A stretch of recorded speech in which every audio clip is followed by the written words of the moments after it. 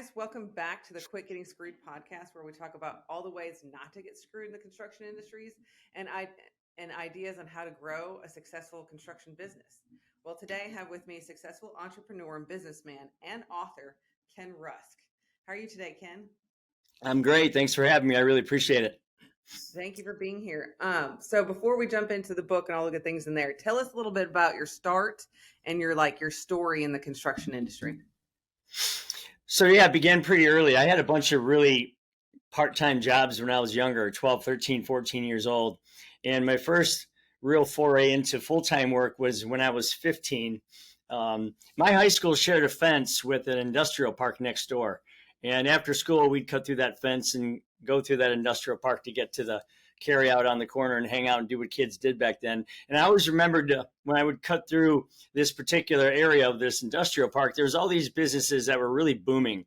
There was like equipment moving all over the place and people milling about, and lots of energy, lots of full grown Tonka toy stuff, that you had when you were younger. And so I needed to buy my first used car. I needed to take my girlfriend out for pizza and that kind of thing. So I said, well, I'm going to jump into the work world. So I asked this particular company what they did. They said, we dig ditches here. We fix old, wet, smelly basements. And I said, I'm qualified to do that, right? So I signed up to do that. In the summer times, I would dig ditches. And then in the wintertime, I would work in the office while I was still in high school. So I kind of got a feel for both sides of the business, the marketing side and the production side.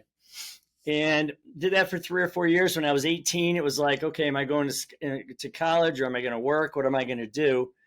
And they came to me and said, we're going to open some franchises around the Midwest, Cincinnati, Columbus, Pittsburgh, different areas around the Midwest. And do you want to do that? And I said, well, sure. So at 18, I went to Chicago and opened up a place from scratch, and then Columbus and Cincinnati. And it was pretty wild because I got to kind of learn, on other people's dimes how to create a company from nothing.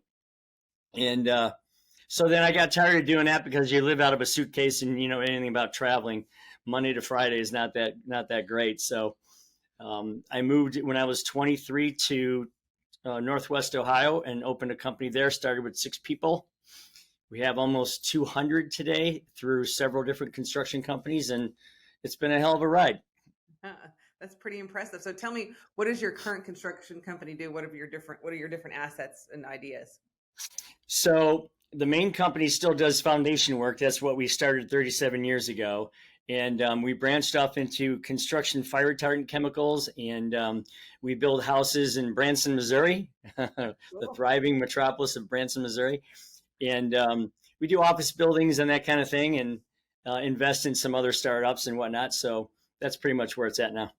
Well, that's exciting. So you wrote, and I have a copy with me, Blue Collar Cash, which I'm in the middle of. I haven't finished actually. So tell me, what was your purpose behind writing this book? I never woke up and said, hey, today I'm going to be an author. Okay.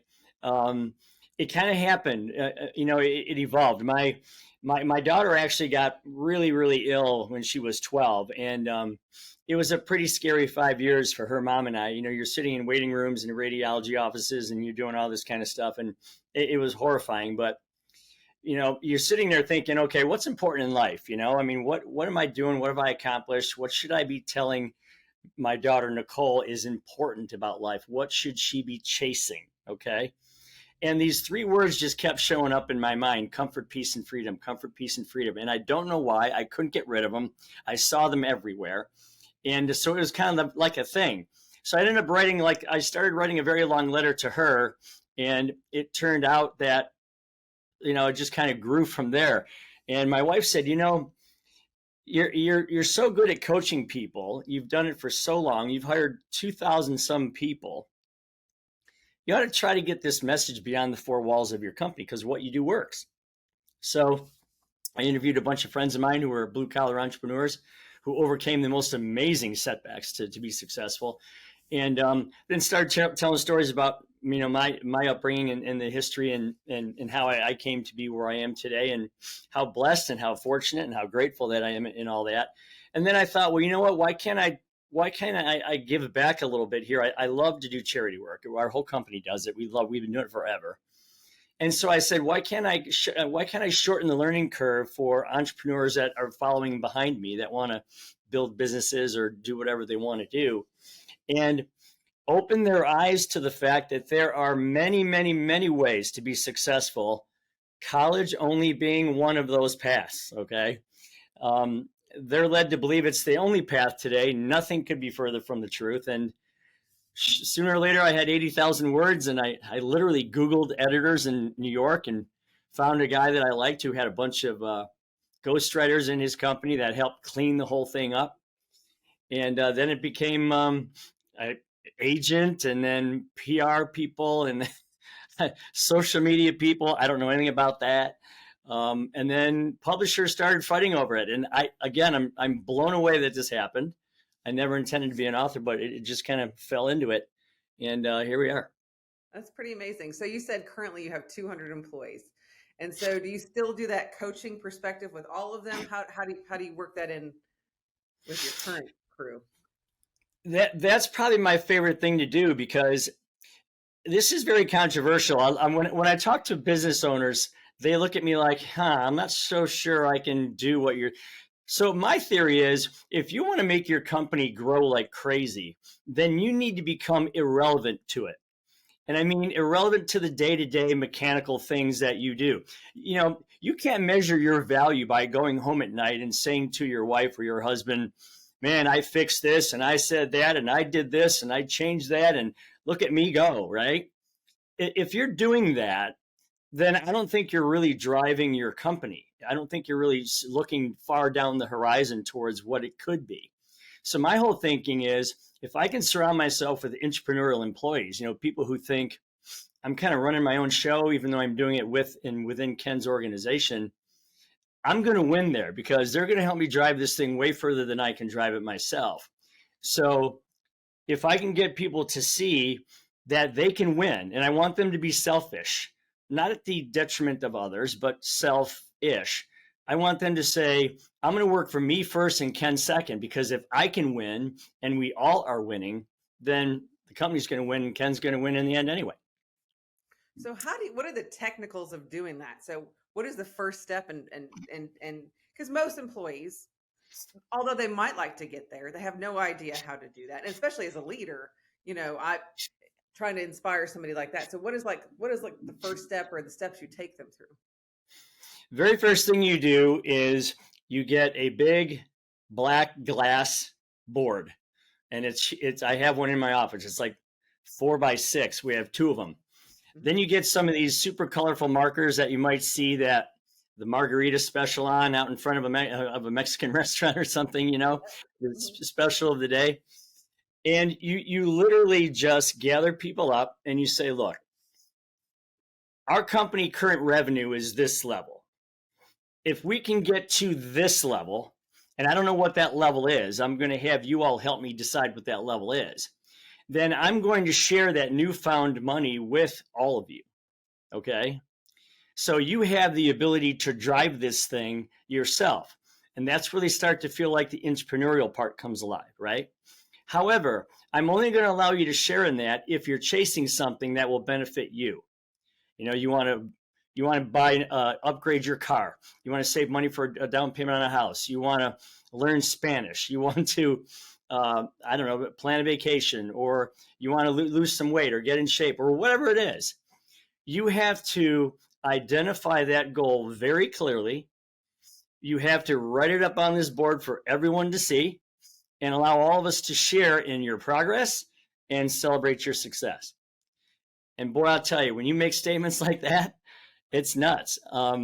Because I've always said, I can't get what I want and need for myself, nor can my company get what it wants or needs until all of you win first. All of you get what you want first. And I absolutely mean that. And when you put a program like that together, they start to believe that you mean that, which is really important, right? And it just kind of takes off from there. So you help them, that you're helping them set the vision, right?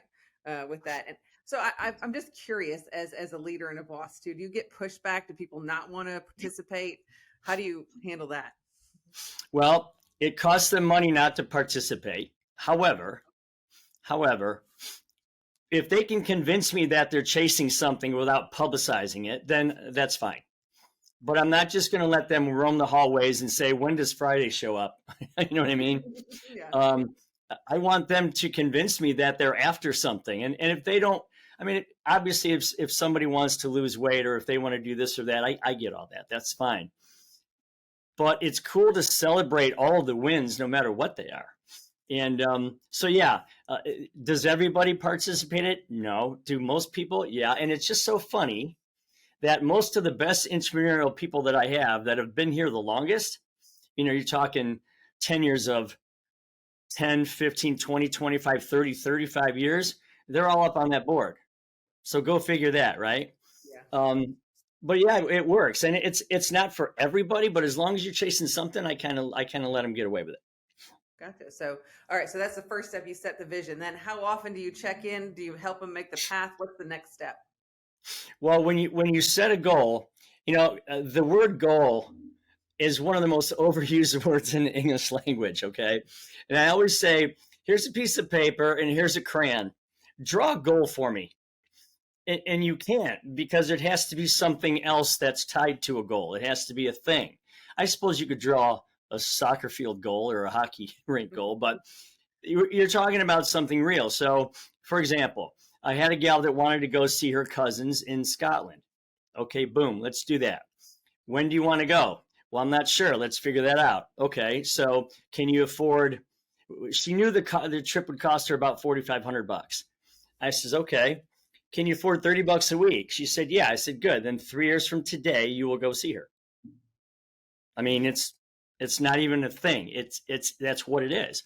So she literally put $30 a week away, and she wrote 30 times, what is it? 52 times 3, 156.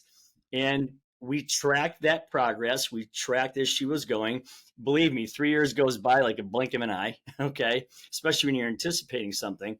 And that's a longer term goal, but it was great because she went, she had fun, she took pictures, she has memories. And you know what? As soon as she got back, she erased that goal and put another one up there, which is really what's important. So yeah, you get people celebrating it, you get people watching it. And we have goals up there that are 6 months long. We have goals up there that are 10 years long. But it's pretty cool if somebody puts a 10-year goal up there, because that means they're going to hang around a while, right? These boards are literally between the men's and the ladies' bathrooms, right? So they're seen at least twice a day by most people, and they get to high five each other, and it's a pretty cool scenario. That's awesome. So then you said, so the company shares. So you also have a company goal. How often do you check in on that, and how does that look like when how do they reach that goal for the company? Well, everybody here has a monthly goal for their specific custom performance. Okay. So they hit these monetary goals that they win from. Gotcha. So then we have quarterly updates on what the annual goal is. Although I can tell you, everybody knows all the time because they're always checking in. They want to know how they're doing versus the goal. Because what I do is I take the top management staff that are involved in this, and we're talking 20 people probably, and their spouses, husbands, wives. And we will normally celebrate the win of that goal at some place, like an all-inclusive in Cancun or something like that. And so, yeah, they're pretty keen on getting that to happen because they get their big bonus checks at the resort. Gotcha. So it's really fun. And the neat part about that is I never set the goal for them. I actually thought, okay, well, we're doing X million dollars a year right now. What if I said I'm going to add 2 million to that? Mm-hmm. They came back and they added 4. Really? I mean, I didn't even ask them, and they did it. So it's unbelievable when you get a group of people that says, okay, Ken, thanks for the training and the setup in the vehicle. Now get out of my way and let us all do this. It's really kind of cool. And to all those guys out there that think, well, man, I can't let go that much. You can, because there's no hero in 70 hours a week. There's no hero in high blood pressure and diabetes and all that other stuff that people get from being overstressed. You got to figure out a way to replace the revenue that you're going to have to pay these folks with the growth that they're going to help you get. And everybody wins. It's a pretty cool thing. No, that's pretty amazing. So obviously you didn't just end up here. Tell me some of the kind of the steps and personal growth you had to take to become this leader. First off, I had to realize that I couldn't do it all, and it was killing me. I mean, I didn't, when you're 23, you're like, hey, let's go, let's work all these hours. And so it took a couple years for me to realize that there's a part of the book called the death clock. I don't know if you've gotten to that part yet, but it really set me on my heels, because you start looking at your life unwinding in front of you by seconds and minutes and hours. It's a sobering thing. So I was like, okay, I got to get busy living here. Okay, we have to figure this out. And I recommend everyone get a death clock for at least, they call it a life clock, but it's really not. It's the opposite of that. I recommend everyone get one of those for at least 2 weeks, and then throw it in the dumpster when you're done with the 2 weeks. Gotcha. But yeah, that was a thing that I started, or I was probably 25 or 26. And I'm like, I'm not doing this. I'm going to share. I'm going to get people around me that can help me make this thing happen. And that really started to take hold when I was 30, because, you're not going to build entrepreneurs overnight, right? Mm-hmm. You have to get some buy-in. You have to get some results. You have to get some history. Mm-hmm. But once you do, get out of their way. That's all I can tell you. Really? That's pretty amazing. So I have another question then. Have you ever anybody leave and become your competition because they're so good? The answer is not successfully. Gotcha. Because maybe they attempted to do that and they didn't surround themselves with the right people, or maybe they weren't in it for the same reasons that I was. That's only happened once or twice. They've all crashed and burned. And the funny thing about that is, I'm going to give everybody one shot at that. I mean, do I like competitors? Not really. But if they're going to go work somewhere else because they think they can better their life, if they're any good, then I've benefited while they were here, right? So if they were here for 5 years and learned a bunch of great things and they were good people, and I probably benefited from that experience. So yeah, it's really funny, because people, if they're winning in their own life, they tend not to leave. Really? I think that's kind of the bottom line of it. Gotcha. I'm just curious, because that's something I would be considering as a boss, considering this plan. Right? Sure. Absolutely. Is that something that really happened or not? And I know your book talks a lot about, being in the trades, the blue collar trades. And I think from my experience, and you can probably tell, like, now is like the best time to jump in, because you can like name your price. Tell me what you're seeing. Absolutely. There's this beautiful thing called supply and demand. And it never fails you, unless, of course, you're like some wisdom people in our government that manipulate the numbers. So it's not really supply and demand. But yeah, if you go where the supply is low and the demand is high, that's where the money always goes. And I always say this: be willing to do what everybody else isn't willing to do, and you're going to win big time. And that's what's happening now. You've got, in many cases, you've got these kids that, when I was in high school, they had shop class. You could walk down the hallway and see someone changing a transmission on a Mustang, or they could making a wooden leg for a table on a lathe, or wiring an outlet, or doing somebody's hair or nails, or cooking, or whatever, right? You could see all this, and you could accidentally discover how cool that was, right? Well, we took those machines out, put computers in, which was fine. We had to learn that, but why one versus the other? What we should have had both. So you have that scenario right there, where millions of kids aren't going into trades because they don't even know they exist.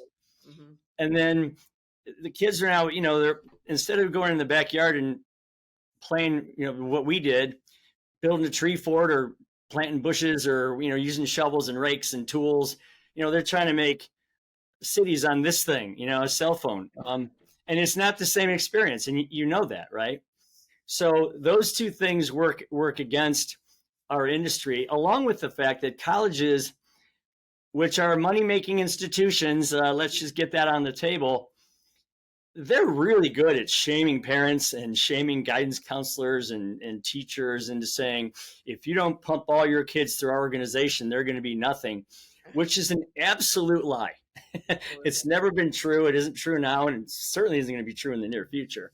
So yeah, we have to mind that, because contrarian thinkers which if you're in the trades now, you're a contrarian thinker, are going to make a fortune, and they're already doing it. No, absolutely. I mean, I talked to contractors from all over the country. A lot of repair and remodel and residential that are, I mean, everybody I talk to is just super busy, and they can actually turn down jobs because they don't want to do them because they have enough work Yeah. over and over again. Yeah, I that's where I would differ from them, because I would find a way to grow so I could take it all. There's different entrepreneurs, right? Right. Figuring that out as opposed to, like, Yeah. I was talking to, I think he was in Missouri, and he builds barnuminiums, and he had so much work, he was booked for the next 6 months, and he's like, I finally decided we weren't doing 2 levels anymore because everybody hated it, and I didn't need the work anyway, so we just turned those all away. I'm like, all right. At least you know what your niche is. Yeah, yes. Someone's going to find those guys, those customers, and take them. And my biggest thing is, if you ever run into a situation where you start to run low on work, you're really going to miss those ones that you could have had. I agree. I agree. Because we all been through those times where it has been low, right? Yeah. But I do think right now in the industry, and especially coming from like a lot of what I do legally, like contract reviews and all of that stuff, there's never been a better time for us as contractors in the construction industry, the people actually doing the work, to gain some leverage and some footing in the way the documents are drafted.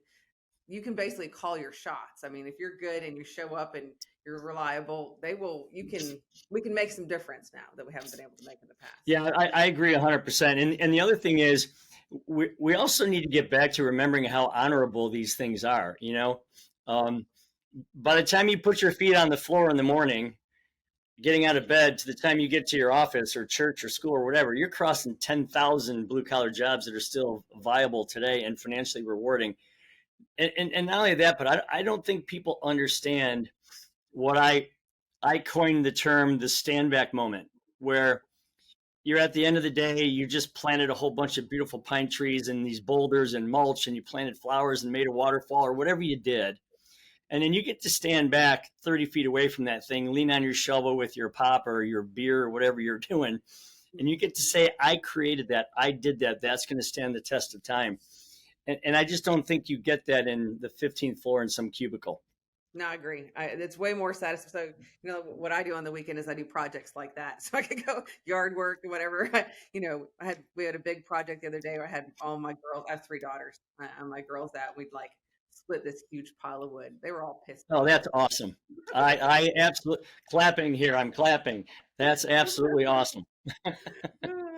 I know. Okay. So tell me, I know you've interviewed a bunch of entrepreneurs for writing this book. Tell me like 1 or 2 of your favorite entrepreneur success stories, overcome stories.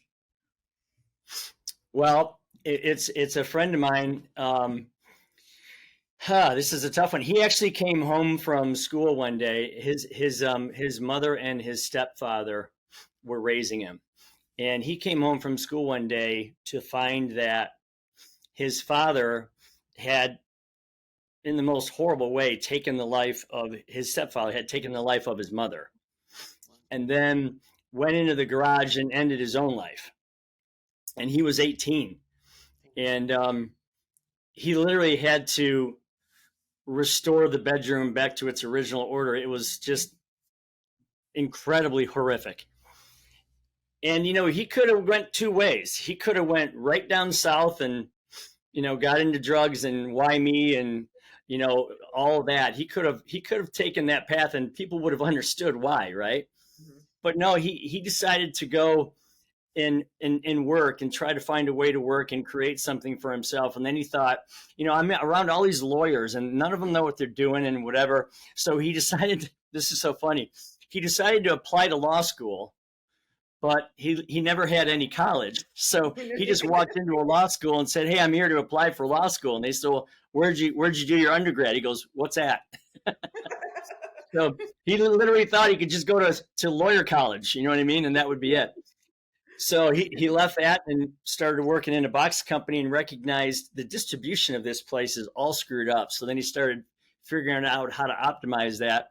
And now the guy controls hundreds of trucks, ships, airplanes, everything you can imagine, moving goods and services all around the world.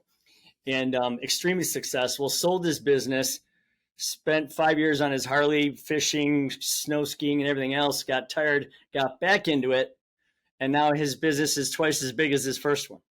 Wow. So yeah, and only in America. I mean, I'm telling you, this land has so much opportunity, and there's nothing like being your own boss. That's for sure. I agree. So if somebody is like thinking about it, is working for somebody else and wants to start their own thing, where do they start? Well, I think the very first thing is you need to figure out, you know, can you replicate what you've learned? I mean, is that something you're capable of doing? And most times the answer to that is yes, if there's a strong enough why. Meaning, why am I doing it? And that's why in the book I talk a whole lot about visualization, because nobody uses the visual side of their brain like they should. They always use the reactionary side. We react to stimulus. Instead of creating stimulus, we react to it, right? So if you can build a really powerful why, and I mean draw it out on a poster board, what kind of house do you want to live in? What kind of cars do you want to drive? What kind of vacations do you want to take? What kind of spiritual life are you going to lead? What's your health and moment going to look like? What's your hobbies going to be? You know, what kind of pet are you going to have? Dog or a cat? And what color? What would you name it? Get really, really, really specific. Draw this out as best as you can. That's what I call your comfort, peace, and freedom page, your poster, your nirvana, if you will. If I could live like that, that would be so cool. Start with that, put it up on the wall, and let that drive you. Because I was just interviewing Jarek Robbins the other day, who's Tony Robbins' son. And he was putting science to what I'd already knew, but I never knew the science behind it. The more your brain, your body, your mind, your vision sees something, the more it sees it very clearly, the faster the neurons and the neurotransmitters work inside your brain to the point where they connect. And you almost are to the point where you already own that thing, even though you don't yet. Your mind thinks that you own it. And therefore, it directs your body almost subconsciously to go get that thing. It's pretty powerful stuff. So allow that to work for you. Quit just waiting for stimulus. Create your own stimulus. Allow that power to drive you. And then learn a business, learn what works in it, what doesn't work in it, fix those things, and then go do your thing, man. Yeah, absolutely. There's tons of opportunity out there. One other thing I wanted to cover in here, and you talk about the importance of finances and having a plan. Tell us a little bit more about that. Well, I just can't believe that we don't teach this stuff in high school.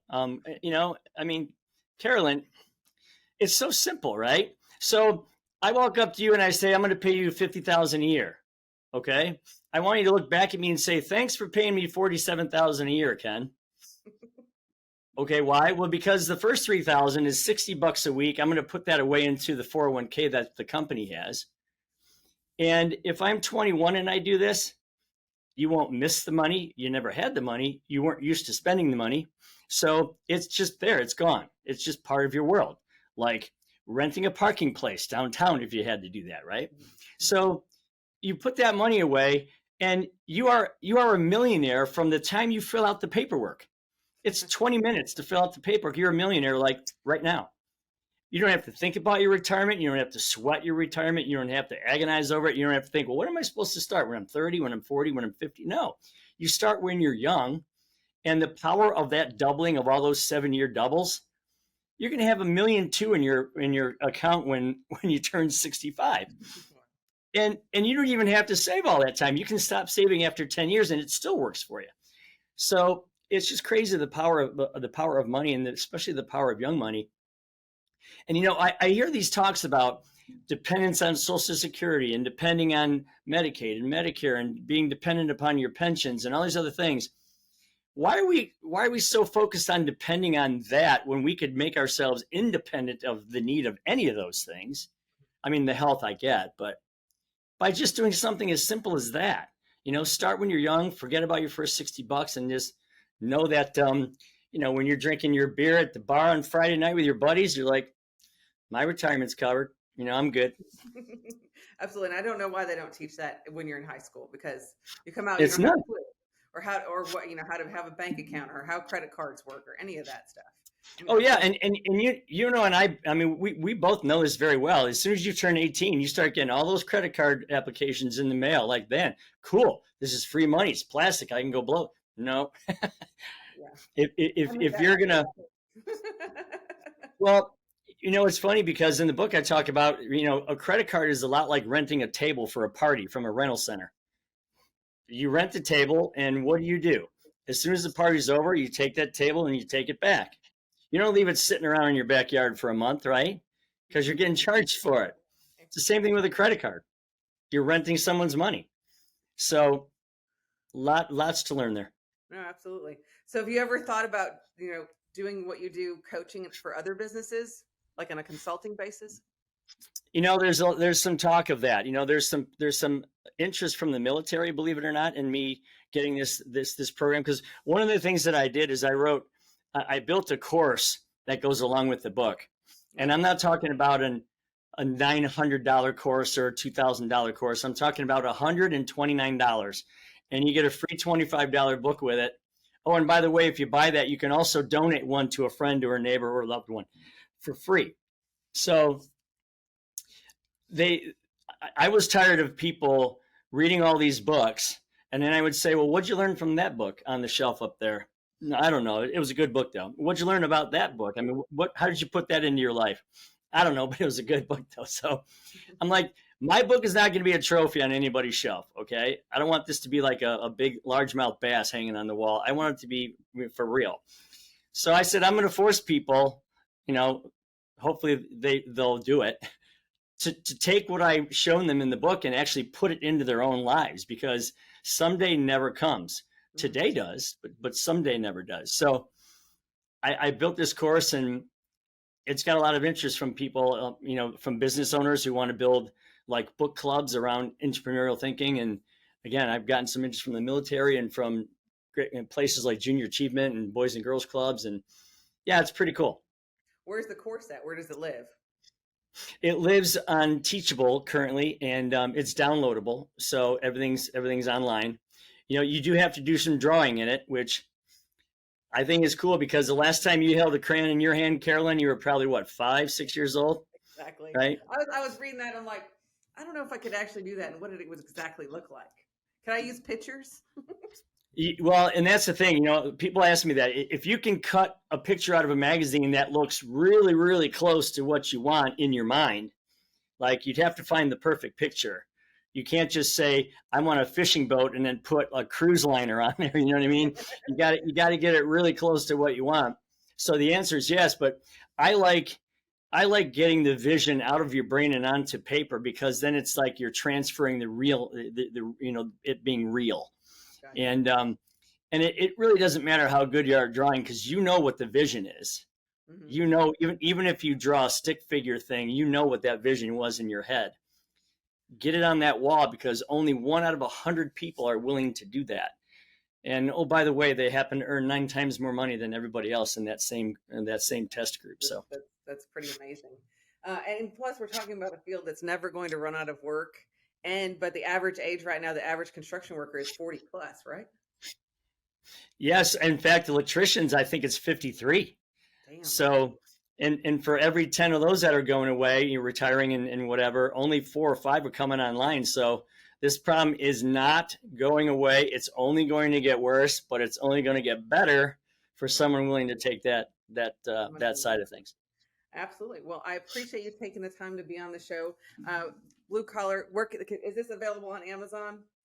Yeah, you can go to Amazon. You can go to Barnes and Nobles. You know, all the places that you normally buy books. And I appreciate if people do it. I think that the work is good. I've gotten a lot of great reviews on it, and yeah, we'll see where it goes. Absolutely. And people should definitely look up your course. I think I'm going to go do that. I'm very interested in implementing something like that, in my company too. Because as a boss, you want all of your people to do just as well as you do.